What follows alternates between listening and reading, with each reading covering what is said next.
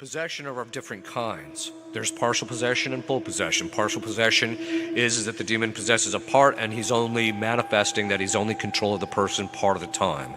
So there's periods of lucidity.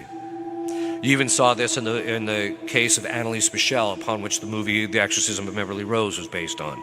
She was an extraordinarily holy woman. And she was actually liberated once.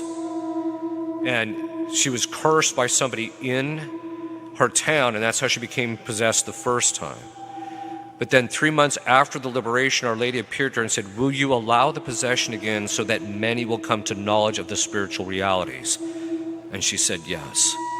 Boom. She became possessed. But during her periods of lucidity, this is in Germany in the 70s, she would go over into the chapel that was close to where she lived, and during her periods of lucidity, and she would pray for hours for the clergy. She actually offered up her possession for the clergy in Germany. The point being is that there's that interior discipline and that she actually had. But that's not common. You don't see that with most people. But that's why her possession was partial. Full possession is when the person enters into a state of subjugation, which is the next one, which I'll talk about here in just a minute. But that level of spiritual warfare is one in which the person has given themselves entirely over to the demon and they like the possession.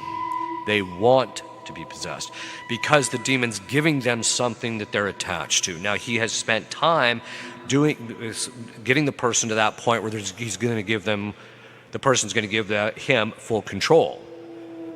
But it's a slow process. But when people give themselves entirely over to him, then that means that the demon is in the driver's seat all the time. He's always manifested, but usually subtly. He mimics the person's personality, and so it's extraordinarily difficult to ferret out. The only way you can tell someone like that is actually possessed